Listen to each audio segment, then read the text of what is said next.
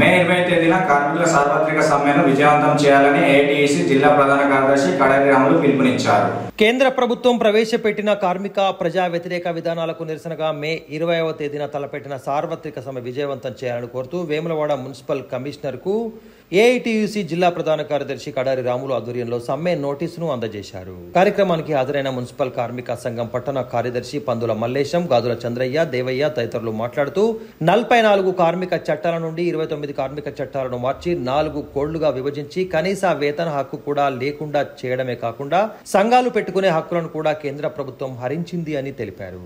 వీటికి వ్యతిరేకంగా నిర్వహించే సార్వత్రిక సమ్మెకు పెద్ద ఎత్తున మద్దతు పలకాలని ఈ సందర్భంగా వారు కోరారు. కార్మిక 44 చట్టాలు, కనీస వేతనాల చట్టం, కార్మికులు పనిచేసే చోట నిత్యావసర సరుకులకు అనుకూలంగా కూలీ రేట్లు పెరిగే చట్టాన్ని సవరించి ఆ ఒక్క చట్టాలను తొలగించడం జరిగింది. కార్మికులకు నిత్యావసర సరుకులకు అనుకూలంగా కూలీ రేట్లు పెంచే చట్టాన్ని ప్రభుత్వ రంగంలో పొందుపరిచి కార్మికులకు మెరుగుపరిచే విధంగా చూడాలనేది కూడా మేము డిమాండ్ చేస్తూ ఉన్నాం. ఈ యొక్క దేశవ్యాప్తంగా సమ్మెకు 20వ తారీఖు నాడు అధిక సంఖ్యలో కార్మికులు అందరూ కూడా విజయవంతం చేయాలనేది కూడా కార్మిక సంఘాలకు పిలుపునివ్వడం జరుగుతూ ఉంది.